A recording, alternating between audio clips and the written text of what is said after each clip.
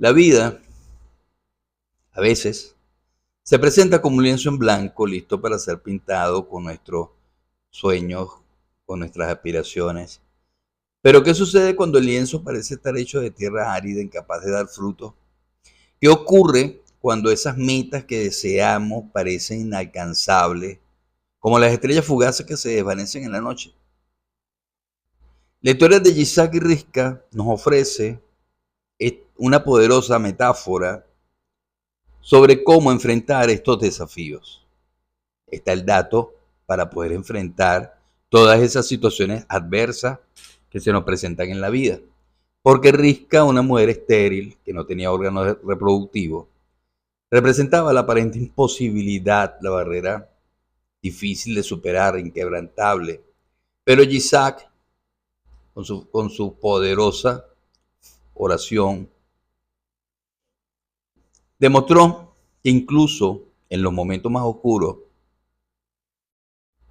la esperanza puede florecer. Y bueno, con esto quiero dar inicio a este seminario en el día de hoy. Mientras vayan llegando, se van agregando. Ok, de todas maneras, esto va a estar en YouTube para futuras consultas. Entonces hablábamos de la oración de Yitzhak, el ferviente rezo. La oración, hablando un poquito de oración, es orar, es dar palabras, las que sean. Entonces todo lo que nosotros pronunciamos con nuestra boca son oraciones. Por eso es que existe el arte de la oratoria. Porque la oración en su esencia más pura no es simplemente una repetición y repetición y repetición de palabras, sino es como que un diálogo íntimo con lo trascendente, una conversación sincera con nuestro ser interior y con Hashem, que es todo ese universo que nos rodea. Y en este susurro, ¿no?, del alma, donde encontramos la fuerza para superar obstáculos y la claridad para trazar el camino hacia lo que nosotros deseamos. ¿Ok? Ahí es donde lo encontramos, ahí es donde encontramos la fuerza. Al planificar, y esto es un tiempo muy propicio para planificar propósitos. No, hoy en Shabbat no se planifica. Estamos en Shabbat. Este seminario se dicta en Shabbat. Pero al planificar nuestras metas, por lo general, nos enfocamos en la estrategia. Nos enfocamos en la planificación y la ejecución. Sin embargo, mira, la oración, vamos a decir la oración como lo que yo pronuncio, lo que yo digo. Yo puedo planificar muy bonito, pero después puedo decir palabras que se oponen a esa planificación que hice. Porque en realidad la planificar es bueno, pero tenemos que cuidar nuestra oratoria, nuestra oración, porque la oración es un componente esencial en este proceso de planificación estratégica. Entonces, al elevar nuestras aspiraciones al universo, al expresar nuestros deseos más profundos, es allí donde creamos una conexión poderosa que nos impulsa hacia adelante. Entonces, ¿por qué? Porque la oración, ¿a qué nos ayuda? La oración nos ayuda, primero, a clarificar nuestras intenciones. Porque cuando verbalizamos nuestras metas, las hacemos como que más concretas, más tangibles. En segundo lugar, la oración nos ayuda a fortalecer nuestra fe. Porque la oración nos recuerda que no estamos solos en este viaje, que hay una fuerza de Hashem que es superior y que nos apoya, ¿no?, y nos guía. Y tercero, nos ayuda a cultivar la paciencia. La oración nos enseña a aceptar que el camino hacia nuestras metas puede ser sinuoso y lleno de desafíos, pero que con perseverancia y con fe podemos superar cualquier obstáculo. Y eso es lo que nos revela la historia de Yitzhak. nos revela un aspecto aún más profundo de la oración. Quizá nos revela el poder sanador y transformador de la oración cuando se dirige hacia los demás, no hacia mí mismo, no hacia lo que a mí me pasa, no es un Hashem, ayúdame a sanar, sino hacer oración por el prójimo, ¿ok? Por el prójimo que está enfermo. Entonces, al yo hacer oración por el otro, por los demás, rezo por mí, ¿ok? Porque quizá no solo rezó por él mismo, sino que suplicó ante Hashem por la fertilidad de Rica. Y esto fue lo que abrió las puertas al milagro cuando rezó por su esposa. Cuando oramos por otros, la ciencia está en que nos despojamos de nuestro egoísmo y nos conectamos con la humanidad que nos une. Porque si yo deseo el bienestar de los demás, estoy creando una onda expansiva de energía positiva que regresa a mí mismo en forma de sanación, en forma de crecimiento personal. ¿Ok? Entonces, mira, para poder orar por otro, o sea, el poder de orar por otro, ¿cómo lo podemos hacer? Bueno, mira, orar por la salud, orar por la prosperidad, orar por la paz. O sea, por la salud, mira, por la salud de un compañero de camino o un familiar enfermo, puede, por supuesto, fortalecer su espíritu y acelerar su recuperación. Mira, orar por el éxito de un colega o un compañero, que eso puede abrir posibilidades, ¿no? No solamente para el colega, sino para mí mismo. No solamente para mi compañero de viaje, sino para mí, porque estamos montados todos en la misma ruta a Jerusalén, en el camino de Israel. Y mira, orar por la paz en el mundo, sobre todo este mundo que está tan loco. Eso crea una atmósfera de armonía, de entendimiento, que se extiende, que se va a extender a nuestro entorno inmediato. Entonces, bueno, mira, un enfoque de la interpretación de lo que es la palabra oración.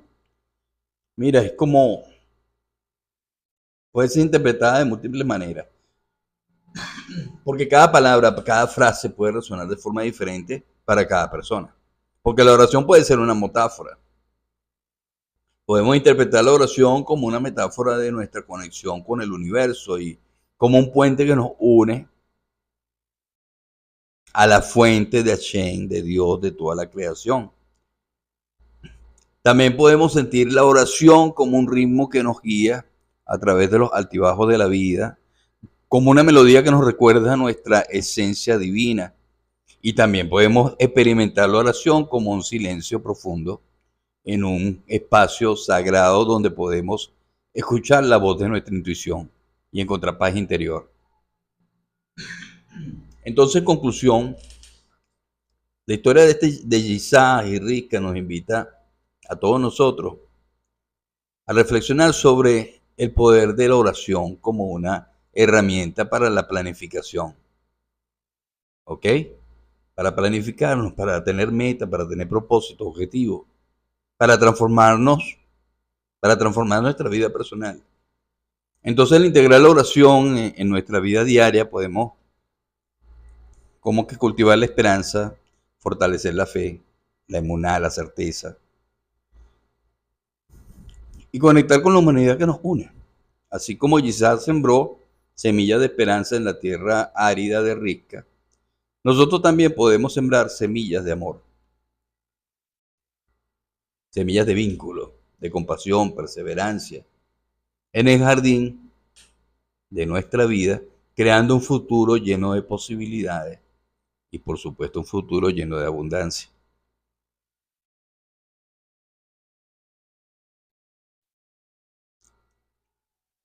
La historia de Rick y su gemelo, Jacob Esaf, Es mucho más que un relato bíblico, un relato torático, porque la historia de Jacob y Esaf es una metáfora poderosa de la lucha interna que todos enfrentamos en nuestro camino espiritual. Y esta frase inicial, y le dijo a Shem, a ella, dos pueblos llevas en tu vientre y dos naciones de ti surgirán y una prevalecerá sobre la otra y el mayor servirá al menor. Ya no siembra, ¿no? La semillita de la dualidad. Y no estamos hablando solo de dos bebés, sino de dos fuerzas. Estamos hablando de dos fuerzas opuestas que residen en el mismo espacio-tiempo y que están destinadas a interactuar y a luchar por el dominio. ¿Ok? Recuerden que entre pausa y pausa pueden hacer preguntas. ¿Ok? Si durante ahorita que estoy hablando, tienen preguntas, bueno, cuando terminen de escuchar, cuando finalice esta porción, ustedes hacen la pregunta y así la vamos respondiendo. Continuando. Este punto, este pasuf, nos describe a Jacob como un ser totalmente positivo y a Isaac como un ser totalmente negativo.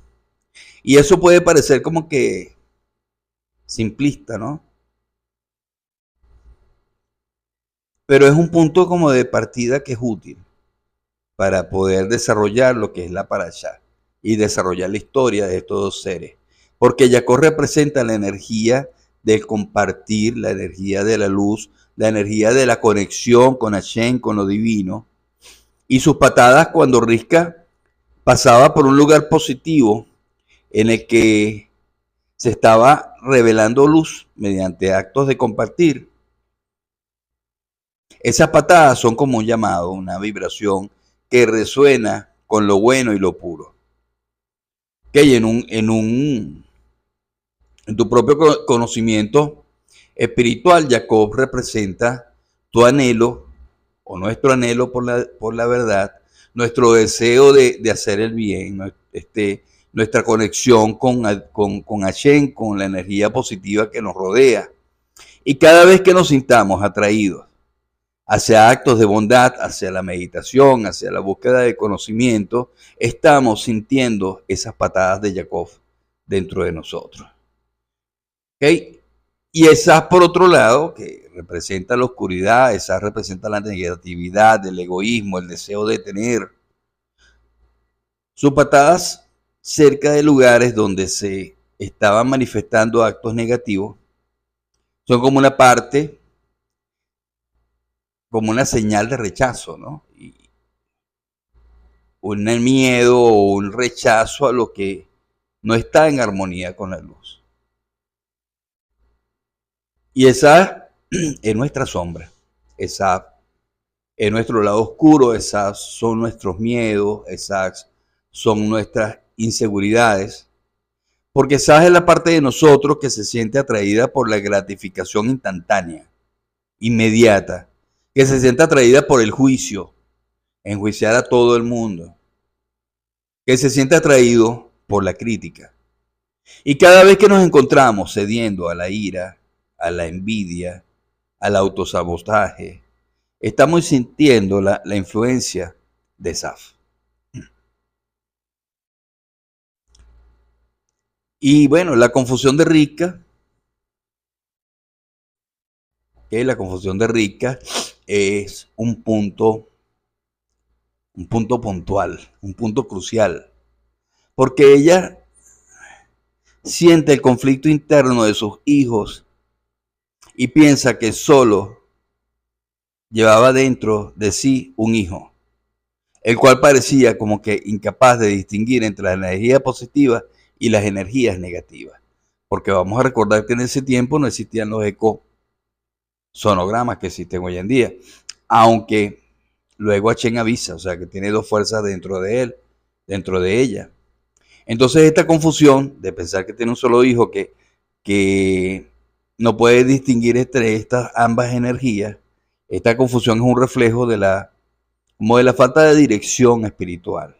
Cuando no tenemos una brújula que nos guíe, cuando no nos guiamos por la palabra de la Torá, cuando no nos la llevamos a la práctica, podemos sentirnos perdidos, incapaces de discernir entre lo que nos beneficia y lo que nos perjudica.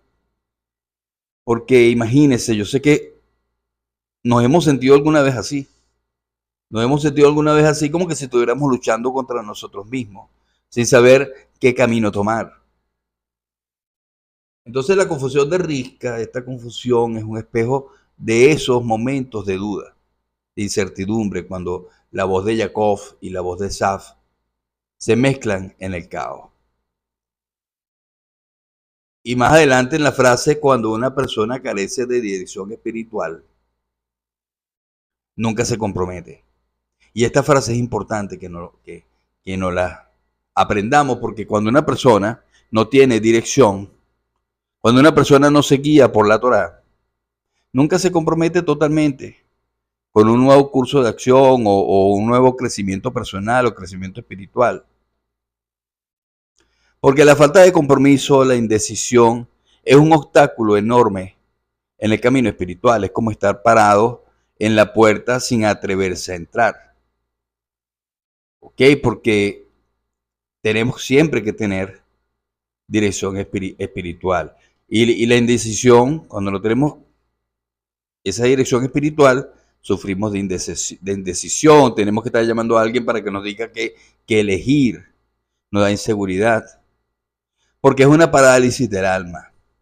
Cuando nosotros necesitamos para cualquier cosa que hagamos, buscar al otro que nos responda, y no recurrimos a Hashem en nosotros, eso nos está dando muestras de una parálisis del alma, porque es el miedo a equivocarnos, es el temor a salir de nuestra zona de confort.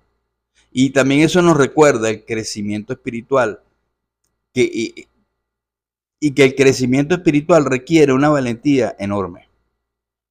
Requiere que te arriesgues a dar ese primer paso. Incluso si no sabes exactamente dónde te llevará. Porque no importa qué decisión tomes, lo importante es que si tomaste la decisión buena, perfecto. Y si la decisión fue errada, corrígela. Y listo. Y mira, y si una persona es totalmente negativa, al menos la situación está clara. Y hay un potencial para el cambio. Y es sorprendentemente